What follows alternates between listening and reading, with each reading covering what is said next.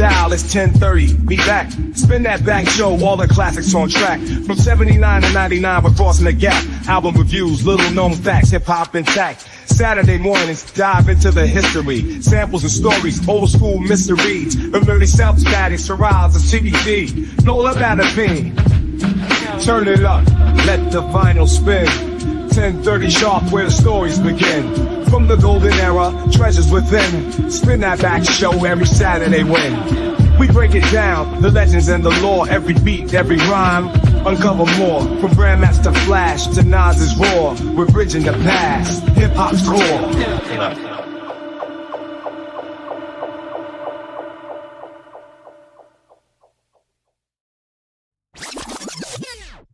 Okay, yes, sir. Welcome back to another one of those Spin That Back shows. It's the first one of the year for 2026. Me and my man, Mr. Nice Guy, is up in here. What's going on, Mr. Nice Guy? Chilling. Yes, sir. Ready yes, to give sir. some props to a hip-hop legend, a West Coast legend on top of that. Oh, yes, sir. That's what we're going to do today. In fact, today we're going to be talking about the West Coast legend, like he said. We're going to talk about this man right here who was the king of hooks for the 90s and the 2000s. This was your go-to man if you wanted your righteous hooks. We're talking about the legendary Nate Dogg himself. Can we get a picture of Nate Dogg up there? There you go. And you see what that jersey he's rocking? Salute. That's what I'm talking about. Got that Tennessee Titans Eddie George jersey. Wrong picture to have up. Let's put this one up again. That was the right picture. Nate Dogg, Nathaniel. Well, That's Nathaniel, right. right? So his Nathaniel Dwayne Hale, born August 19, 1969, passed away March 15, 2011, known professionally as Nate Dogg, was an American singer, songwriter, and rapper. He gained recognition for providing soulful choruses and other guest vocals on several notable hip-hop songs between 1992 and 2007, earning him the honorific title King of Hooks. That's what's up. Yes, sir. So let's go ahead and spin that back one time for this man right here, the king, Nate Dogg. So let me ask you this. When was the first time you really heard of Nate Dogg? For real? I mean, the first time I heard him, it had to be Regulate. I mean, whether I knew that was him or not, you know what I'm saying? That was pretty much what I was exposed to, that whole clique. So, you know, and that hit close to home because that song literally made me and Brick Walls change the name of our group. Because we had the term regulators in it. And once he came out with that Regulate, we didn't want no connection. We went to change to Radical. So, yeah. So that's what's up. Oh, spin that back one. First time I heard Nate Dogg was Endo Smoke, I believe. Yeah, okay. Yeah. Are you high yet? Yes, sir. That's the first time I think I heard of Nate Dogg. It was like, yeah, all right. Yeah, it's cool. Whatever. You know what I'm saying? Then I heard that Regulate. It was like, damn, I would have never thought about flipping that record right there. That was cool. I'm saying, that's why I figured Warren G was like, okay, you know, he onto something. Then I heard Warren G's whole album. Warren G had a great album. Let's spin that back one time. That was a great ass album. But Warren G was, Nate Dogg was on that one song with him, The Regulate. He did his thing on there. The way he went back and forth, that was clever.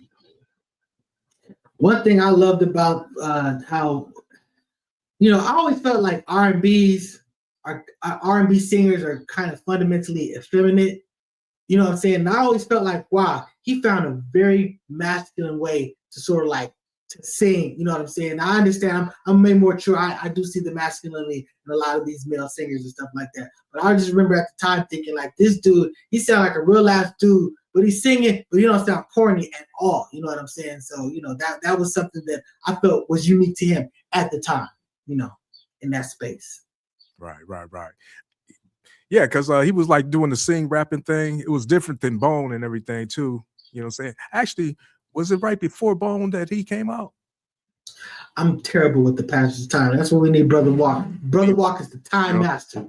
Let me spin that back. Walk, where you at, man? You need to tap on in here. I mean, I can't do it like on the internet thing because I think Bone like in '94. I'm just trying to go off of memory. I think they they did come out before Bone did. But anyway, but Nate Dogg did his own thing though. He had his own little thing. He had that voice. He can come up with hooks for anybody's song and everything. And then the next time I think I heard him around this time was with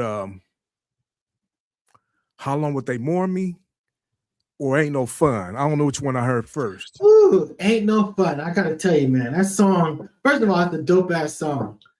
It's got one of the most classic lines in it. I don't know why you're struggling. I mean, I'm just saying, it's just that, you know, that's a classic song. That song is dope. I mean, that's the song that got me going. You know what I'm saying? I respect the hell out of it. You know, there's some childishness going on about it, but you know, I embrace that. I embrace that too. So you know, let me do a spin that back one time because you know it just came out recently that somebody had said that some gangbangers out in LA had actually had made that song, the whole song and everything, before they did, and it was stolen from them. This is what Suge had alleged, and somebody else had actually came up and said the same thing. I don't believe none of them because Suge is a known liar, and you know, but either way, at the time, great song. Nate Dogg, Nate Dogg. This is when he started to become the king of the hooks. Can I get that amen?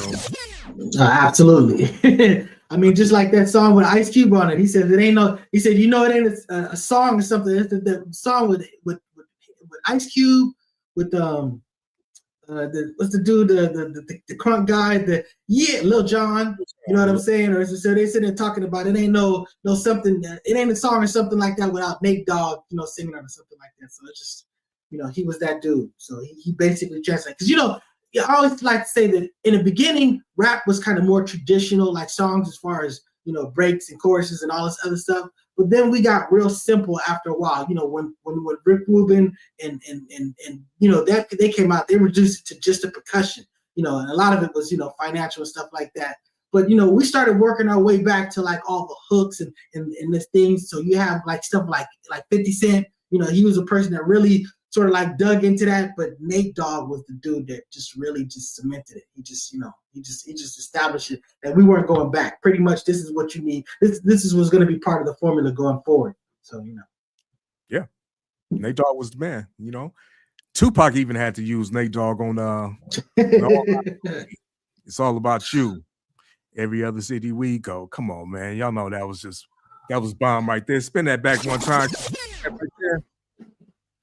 Shout out to they was telling the truth, you know, because them females was traveling, you know. Shout out to Corinne Stephens, you know, the video vixen. Original video vixen. Was married to not married actually, but she was the baby mama of the legendary, my favorite rapper of all time, Coogee Rap. So yeah, you know, salute to that sister. She's a predator, but you know, she's a beautiful woman. But yeah, boy, you know. Hey, dangerous. Be out there a long time ago in her book. Go check it out. Yeah. Oh yeah. Oh, she put people on blast. You know. She put people on blast. So you know. Yeah, she put everybody on blast. You know what I'm saying? But you know, it is what it is. But back to Nate Dogg. Let's spin that back one time. But yeah, so he was on Tupac, and then we're going to have to stretch this out. Usually we talk about hip hop from 79 to 99. But with Nate Dogg, he made such an impression. And now he's rest in peace. We got to say that. Rest in peace to the brother. He died in 2011. Had complications from strokes and everything. Because, you know, Nate Dogg was a severe alcoholic. You know what I'm saying? This man used to wake up drinking Hennessy and just guzzling his Hennessy all the time. You know what I'm saying? So it's a foul way of going out. But, you know, rest in peace to the brother. But, yes, sir. This man, king of the hooks.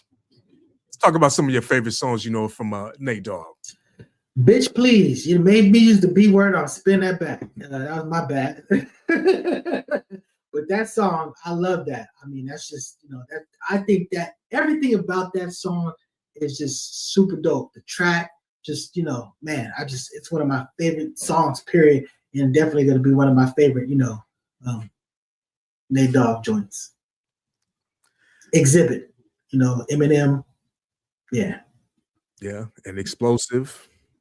I'll give Explosive. it that. Crazy. And you know what? That was another beat right under my nose. That's on the Shaft soundtrack. Damn. And you know what? Hey, that fabulous joint. You know, I'm a rider, such a society. You don't want to F with me. That song is a dope ass song. I love Fabulous, but I mean that song that's a classic sort of like, you know, signature song to put out there. You know what I'm saying? So salute to Fab. That's a dope ass song, dope ass beat, and then a super dope ass hook. So you know that's what's up, man. Hell of a dope beat. It's one of the best beats in hip hop. Man, I gotta give it up. He's like, yeah, man. And then his flow. I always felt like he sounded like kind of like almost like a Jadakiss knockoff. But I understand that they're just kind of from the same area, that they had that kind of stylistic flow. Not the same area, but you know, general area. But the bottom line is that, you know, just how he would do those patterns and stuff like that. You know, some. Now you in peace with the rest. You know what I'm saying? So yeah, that's a dope ass song. You know, that's definitely one of my favorites. Fab got some lyrics and everything. You'd see Eminem, not Eminem, excuse me, 50 Cent. I don't think he actually scared of those lyrics. Left it around. Yeah, so you know, yeah. And Yeah, then you know, area codes.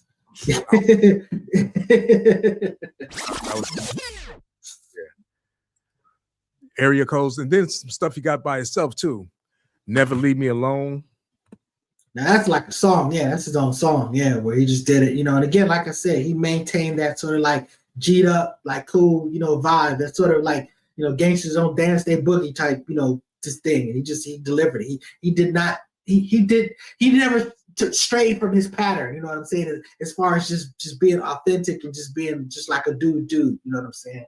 And we're gonna talk about one of his dude experiences a little bit later. But yeah, he was that guy.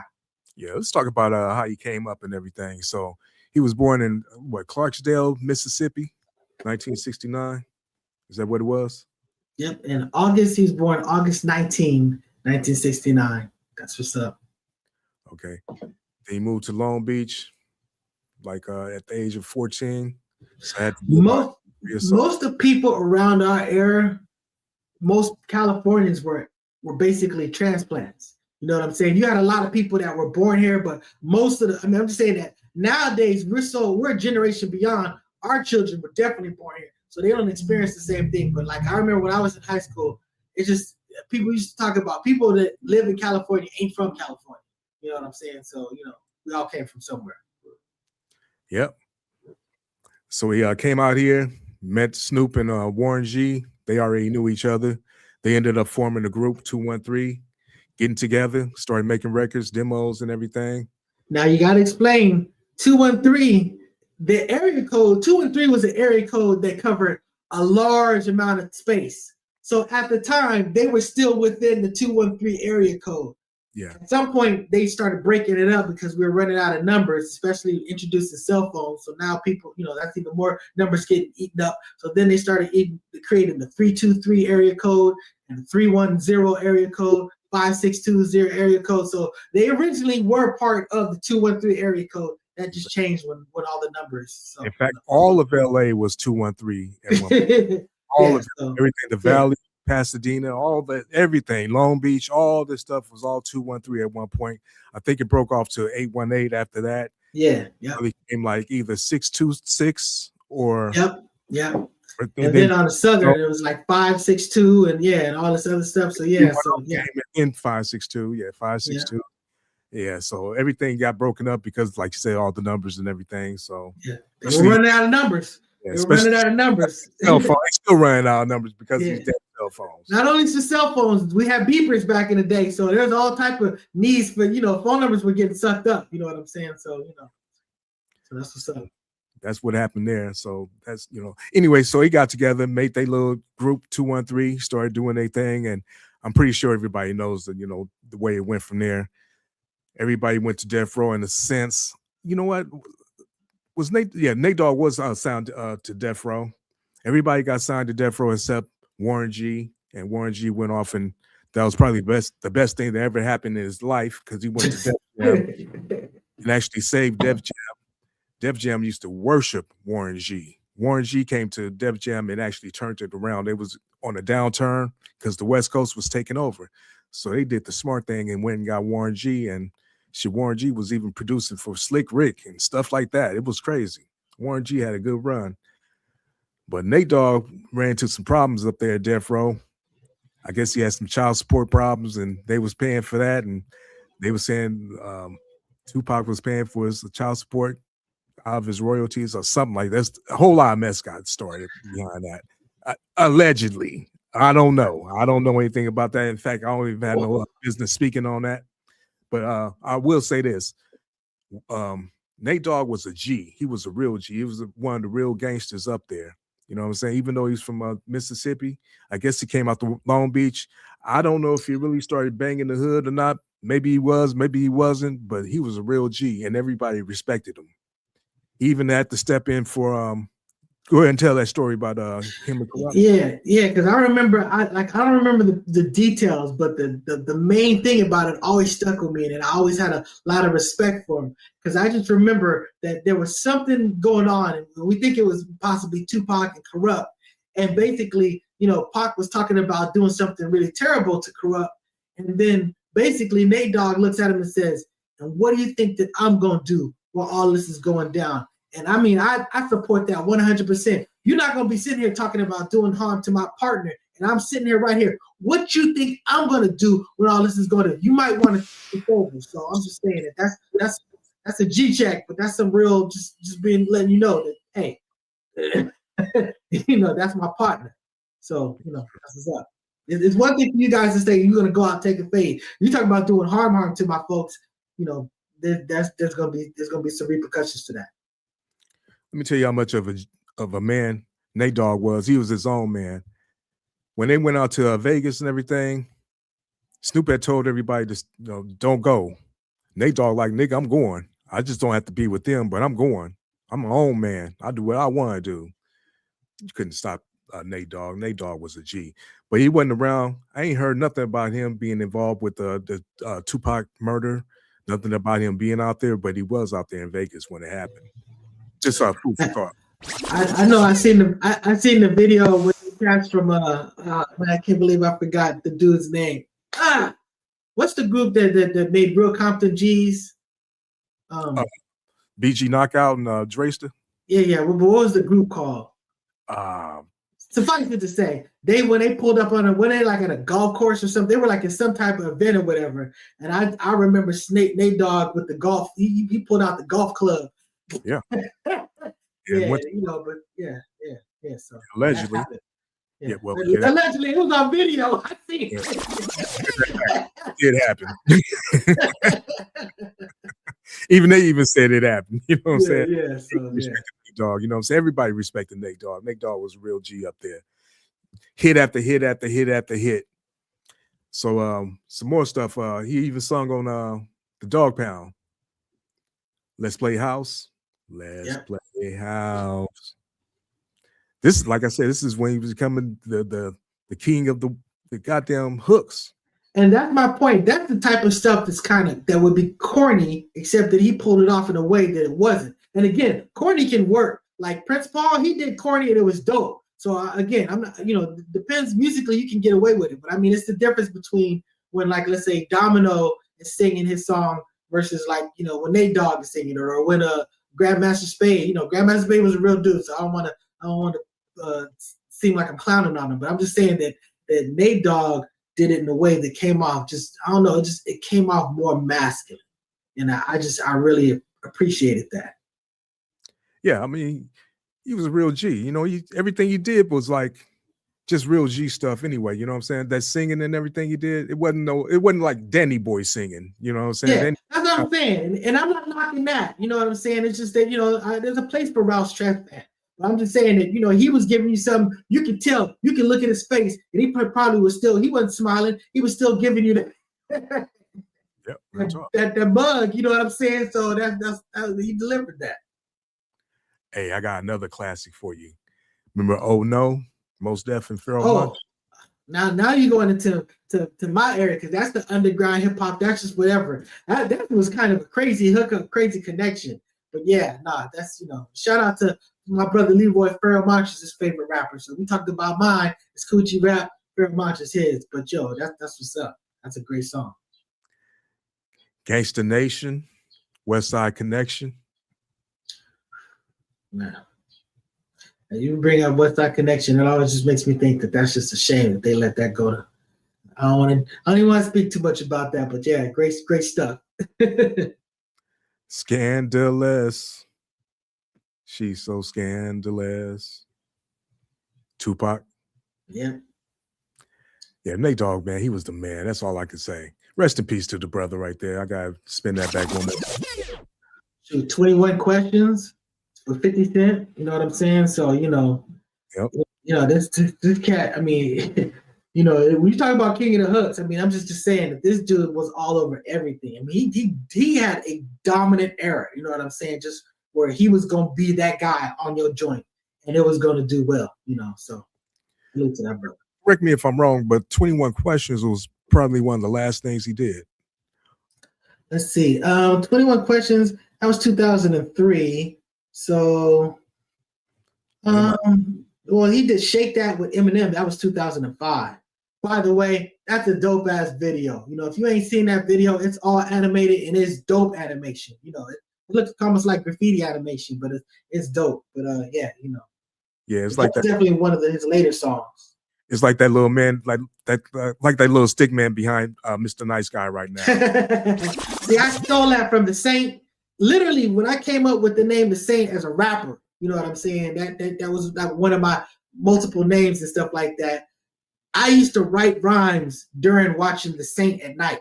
So I'd be watching I Spy and The Saint and Simon Templar and that symbol and stuff like that. And that just resonated with me. So that's why Nice Guy, Mr. Nice Guy, Saint spelled backwards. It all comes back. Those are my hip hop roots, but that's what up. See, I got the logo backwards. So, even though I'm stealing, I'm probably going to get in trouble, but that's what's up. So let me ask you this. Who do you think was better at hooks, T-Pain or Nate Dogg? So T-Pain was cheating because he was using that auto whatever. I mean, I felt like Nate Dogg was more doing like rap hooks. I felt like T-Pain was doing more like R&B hooks. You know what I'm saying? Because he was like, he would go on your song like blame it on the alcohol, for example. You know what I'm saying? This is, he had a verse on it. You know what I'm saying? But I mean, it's just, man, it was two great hook dudes. You know what I'm saying? I just felt like, Nate Dogg was more of a rap hook guy, and the other guy was more of a singing song hook guy. And at that time, rappers was basically using auto-tune, so they was singing. They were doing sing songs with auto-tune, not really being singers. But you know what I'm saying. But boy, that's a good one. That's a tough one, man. He's got some joints, man. I give it to Nate Dogg only because he was a lot more versatile, in my opinion. You know what I'm saying? Because he worked with the West Coast, the East Coast, down South, and all kinds of stuff. You know what I'm saying? But T-Pain was a rapper too. I mean, he was singing ever. You say more, but I'm thinking you talking about more versatile. I don't think you can be more versatile than a dude who sings and raps that you might not even think. He can literally get by with doing one or the other. I don't know about that. He was originally a rapper in the first place. Yeah. I guess he was, but I'm just saying I don't see him that way. I understand that he was. That's what I'm saying. A lot of times you see people like these celebrities, and you just think of like that dude from That's So Raven, who seems kind of crazy and stuff like that. But you don't know what he's doing in this off time and stuff like that. He may have been rapping for just a long ass time. I mean, he was rapping on all those shows that he's on. He was doing like the whatever. So I always say that people are multifaceted. You don't know what's going on. You know what I'm saying? So it's like he may have been like that rapper guy, but I see him. I conceptualize him as a singer who can rap. I almost look at him like Bobby Brown. He's a guy that can pull off a rap. You know what I'm saying? But he's a singer. You know what I'm saying? So But I should give T-Pain more credit than that. He's a legitimate rapper. Maybe I don't know his catalog like that. But Bobby Brown couldn't rap if it wasn't for Smooth B, right? Yeah, Smooth B. Smooth B was writing him, but he delivered it. That was the thing about Bobby Brown was the first R&B dude that I remember where we as rappers, we would sit there and go, he pulled that off. Because a lot of these R&B people, they be rapping, and you're like, here's this R&B dude, cat rapper, you know what I'm saying? But Bobby Brown actually pulled it off. And that's just he came from that culture. You know what I'm saying? But shout out to New Edition and then that whole circle. They did the thing. Yeah. Back to Nate Dogg again. You kind of put me on the spot. We talking about Nate Dogg again. I'd say as far as rap music, no question, he was the hook guy. T-Pain just I don't know. He was doing stripper music. You know what I'm saying? If you was the DJ in the club, you know what I'm saying, doing stripper, you probably would just load it up with T-Pain stuff. So he had a song called like "I'm in Love with a Stripper." So that's what he was. But Nate Dogg was definitely more versatile in topic and subject. So I'll give you that. Yeah, I mean, well, that's just my opinion. You know what I'm saying? So it is what it is. It was great for you to bring him up because you talk about guy. Just think about it. He's not viewed as that guy. Nate Dogg is viewed as the hook guy. So that shows you where it is. But you brought up someone who's definitely what they call it, not a runner-up, but just honorable mention. You know what I'm saying? And you got to say 50 Cent. 50 Cent literally changed the way that people structured rap. I mean, you just got to a point where you're like, okay, we're going to lean into the hooks. You know what I'm saying? So and I really feel like 50 Cent was a big part of that. Shout out to Jam Master Jay that taught him how to create a song. So, Right. Oh, yeah. Spin that back. Rest in peace. But you know what? It's like music then changed because you don't really have too many people actually doing hooks and stuff like that, like they did right, at that time. In those times, even T-Pain is still around, but T-Pain is struggling, I guess, musically. You know what I'm saying? He ain't really doing too much. But the music nowadays is kind of dry. You know what I'm saying? You really don't have too many real hooks and stuff like that. And you definitely don't have nobody actually just feature doing hooks. Even Method Man used to do hooks for people. You know what I'm saying? He had his little run too, but I don't know, man. It's just music is just it's dry nowadays. That's why we on the Spin Back show talk about the golden era of hip hop, which is 79 all the way to 99. Why I call it the golden era is because the golden era is actually in the middle of that, but still the inception of recorded hip hop all the way through the 90s, and then it starts falling off in the 2000s, except for people like Nate Dogg, who we talking about today. Get off our lawn. No, I'm just saying. But yeah, but yeah, hey, I will shout out to a lot of the OGs, the old dudes from our era that are putting out new music because a lot of that stuff has been fantastic. That Clips album is pretty much amazing. They're technically not part of the Spin That Back era, but you know what I'm saying. Eric Sherman, that album was dope. You know what I'm saying.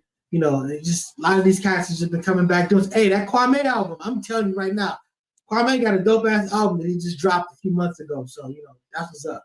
Okay, Spin That Back one time. I didn't even know that, but yeah. And then Redman keeps on dropping stuff. Method Man, I keep hearing them freestyling here and there. Man, it's people out there that still got good stuff from the era. You know what I'm saying? They're still out here. B-Day Kane. Raekwon, Ghostface, and you talk about Big Daddy Kane. Big Daddy Kane's been active. I mean, he's the reason that the Juice Crew started touring again. He was the one that got them, doing that good stuff. He was working with his own group, Last Supper and stuff like that, and he just dug into it. Big Daddy Kane is the reason I'm on Instagram. He said he was gonna do a free show on Instagram, and that's why I got an Instagram. So I'm just saying, a lot of the OGs are doing stuff. I know Big Daddy Kane. Someone was telling them like, "Yo, the time is right." Dude drop an album. So LL told him that. LL, that's right. That was LL. Shout out to LL because I'm telling you, Rock the Bells Radio is just amazing. He's a legend in his own right. He didn't even need to do that. For him to still be a soldier in the game, it's just props. Even though you stole my man's beat, I shout out to LL Cool J. I like that one little show they got him and what's your boy Greg Nice. Oh yeah. Where they be breaking down samples. I forgot what it's called. Something like something to sample. Yeah, that's dope. Salute the sample. Yeah, that's what's up. That's a great show right there, man. I love that right there, man. Because I'll be knowing most of the samples, so I'll be like, yeah, I know where they going with this. You know what I'm saying? So yeah.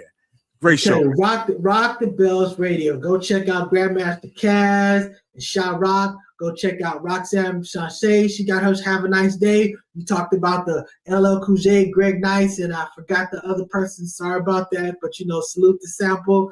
I mean, you got some OGs Grand Wizard Theodore and you know what I'm saying. I should say Grand Wizard Theodore. Chill out. You know what I'm saying? You know, you got some OGs doing mixes and stuff like that. You know what I'm saying? So it's just like it's great. Even Papoose got a show on there. You know what I'm saying? So you know that's what's up. All right, for sure. But anyway, so like I said, let's go ahead and just say another salute to Nate Dogg. Rest in peace. You gave us some good music and everything. We want to just say we're giving you your flowers, even though you're not here to actually smell them, but you know, put them on your grave anyway. So that's all we got for this week. So y'all want to check us out probably in the upcoming weeks. I don't know about next week, but we will be back. So that's about the end for the show. Unless you guess got something else to say, Mr. Nice Guy. Nah, that's it. Just this dude, his impact was for real. His stretch was dominant. Nate Dogg was that dude, and he was a real solid dude. You know, 10 toes down. Just that's what's up. Salute to his legacy. Salute to his family. You know what I'm saying? Just just everything around him, to the people that know them, that got to experience him. You know what I'm saying? That you got an experience of a legend, of an impactful guy that was just a straight up dude. So that's what's up. Salute. So with that being said, I'd like to thank y'all for joining us. Check us out here usually on Saturdays, 10:30s. Pacific time every time. You know what I'm saying? Check us out on YouTube. Spin That Back Show. We do shows. We got a whole lot of people. We already gonna talk about. We're gonna talk about some more people in the future. So check us out when you get a chance, and we'll see you when we see you. All right, peace.